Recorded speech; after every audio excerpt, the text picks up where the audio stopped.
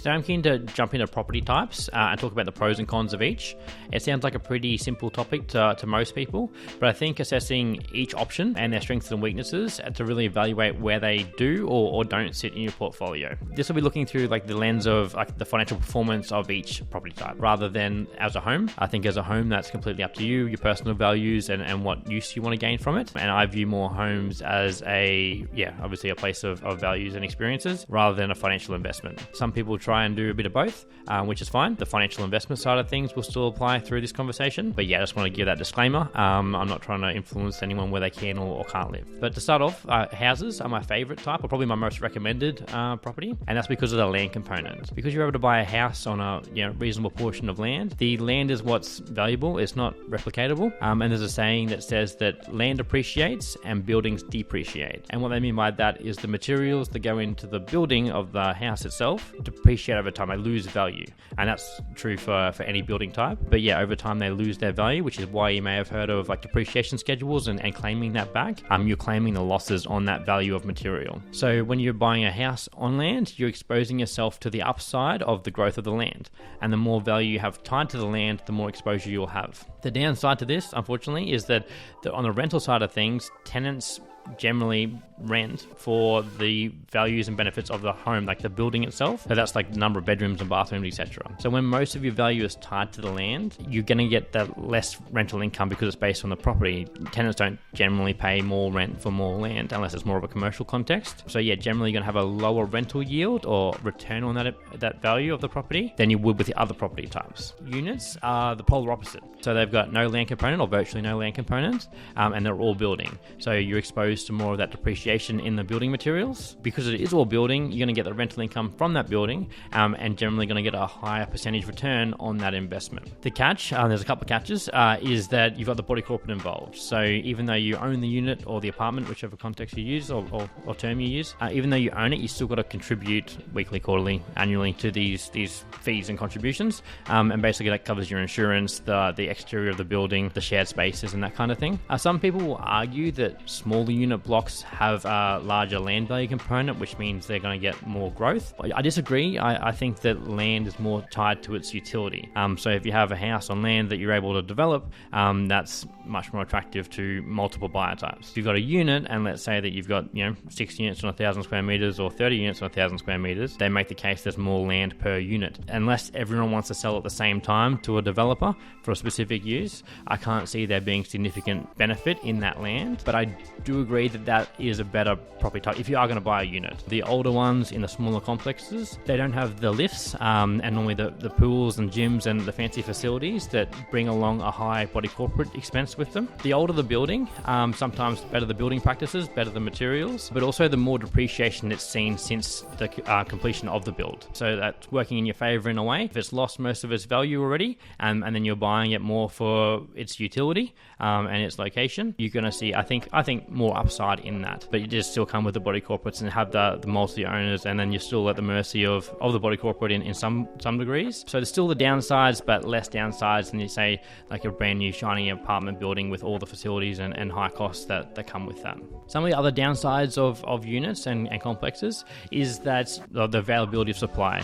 So when units start to see some good growth or they're catching up to the recently improved house prices, developers step into the area, and a developer can take, say for example, a 1,200 square meter block of land and build, just for example, 100 units on it. That's supplying that market with 100 new properties. If you take that same block and a developer can cut that into 3 or 4 house lots, you're only getting 3 or 4 more supplied properties to that area for those who seek houses. So that's one restriction for the house side, but also a weakness for the supply of units, which is why you see they're very jumpy and often plateau, because that it's very easy to supply.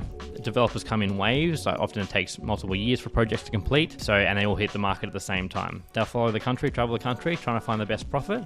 They'll do really well because they're sold and they're out of the market. So they're hitting the market when it's that demand's happening, when the prices are rising, when there's less stock available. When they hit it just right, they sell out, they release the pressure on the prices, they've taken their profits and they're on to the next place. The irony of it all is units are my least favorite asset, but unit blocks themselves as a whole, probably my favorite. So that's where one owner owns the whole complex. All the land, there's no body corporate involved, there's no body corporate costs involved. You normally normally have a sizable plot of land because you've got multiple dwellings on it. You've also probably got pretty good zoning because it's already been zoned for units in the past. So you have the exposure to the things that I like about houses on land, but you also have that good cash flow for having multiple dwellings in that area. So that's the trade-off. And again, like, it sounds ironic, but yeah, as a whole asset, I like unit complexes. But if I had to recommend one person with one budget, so they only had to buy one property with $1 million or less, they couldn't get into the units, I'd be steering them in the direction of houses on land. So the other one, which is kind of the middle ground, is townhouses. So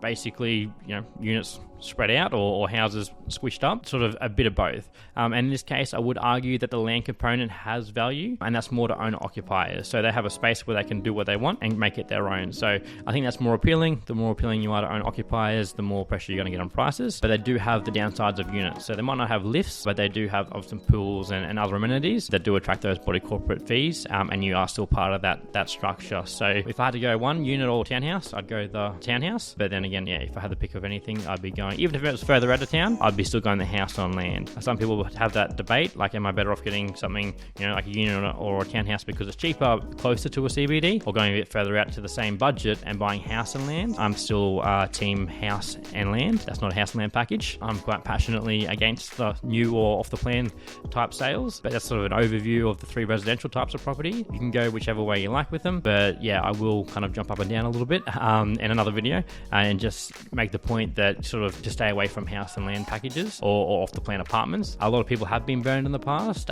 paying like absolute premiums above and beyond for a variety of different reasons, but that's to the developer and the builders, and they're the ones who profit, and often the consumer is punished. Even if they do it right on paper over the long term, they struggle compared to the existing properties. So team existing rather than new, but then property type is obviously up to you. Commercial is like a whole different kettle of fish. It's a whole different game altogether, and you've got multiple industries in there. So you've got like the industrial, you've got office, you've got medical, you've got retail, and you've got rural. Different nuanced names for different aspects of each, but that sort of gives you an overview. I won't go into each of them, but the main difference or differences with commercial is that it's often a higher deposit, like a higher barrier to entry, more savings required, but you do get much more attractive leases. So they're what we call net leases, where the tenants usually pay all of or most of the expenses related to the property. Your interest repayments, etc., obviously are separate to that, but the property expenses are covered by them. You can expect to see that whole lease amount in your bank by the end of the year, rather than residential where you're constantly sort of forking out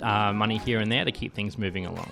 So that net lease is really attractive. Also, the term of the leases are very attractive as well. So often 3-5 years with multiple extensions on top of that for the tenant side of things. So you can have long tenure, good quality tenants for long periods of time. The increases are built in there, often at the rate of CPI or another agreed amount. So it's sort of more set and forget, less stressful, less involvement required. On the downside of that, there's often long periods of vacancy. So you can be searching for a while to find the new right tenant that really suits your building and wants to commit to that premium price and that long-term lease. So it's really important to have your buffers in place when that does roll around, or just be prepared for it. I am a fan of commercial. As a disclaimer, I do like commercial, and we're exploring more opportunities in that space. There's one fundamental difference between commercial and residential I'd like to highlight, and for me, that's how quickly business evolves. If we look back at sort of residential housing and how that's looked over the last hundreds or 1,000 odd years, we've gone from small huts to houses to small houses stuck together for townhouses, and we started stacking them on top of each other and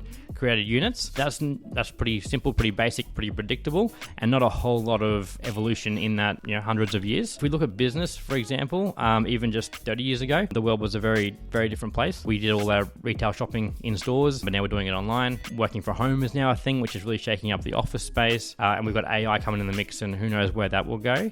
When I'm buying an asset and planning for the future, I'm looking at 30, 50, 100 years time. I want to be able to kind of see, I don't need all the answers or a crystal ball, but the direction that's heading in, or that asset's heading in, and the risks that are a part of that. And I just feel like commercial doesn't quite have that same certainty. Again, I'm a fan of it, keen to explore it, but that's why I really fall back on residential. It's got a much lower downside. The whole need for housing, etc., is a lot more safer bet, and it hasn't changed that much over time. I'm sure there will be changes in the future. We'll start living more efficiently and that kind of thing. But I feel like we'll be able to adapt and adjust over those longer time horizons than in the commercial space where things are shaken up quite quickly. To summarize it all, I just want to point out like the cash flow component of each property type and basically what the trade-off is. Because if you can find a great cash flow property, and we love cash flow and chasing those deals, if you're going somewhere and buying an amazing cash flow deal, unless you're manufacturing that somehow, like through a renovation or development opportunity that sort of forces that extra cash flow, if you're simply buying it off the shelf and there's similar, you might be within 1% or so of the other deals in that area, you're probably not tricking anyone or beating the market, so to speak. The way I view cash flow is that the trade-off people make for the capital growth potential. So people that you see buying really low yielding properties, like in a capital city houses on land, really low yields. And in my opinion, that's because they're comfortable with the certainty, or in their opinion, the certainty of that growth that asset will experience. So the trade-off there is that's what they're certain on. And then you go further out and let's go to the other end of the spectrum, so commercial, whereas high cash flow assets, people will only buy them to a certain degree where the cash flow makes sense. So that's where you get the yields, or what they call cap rates,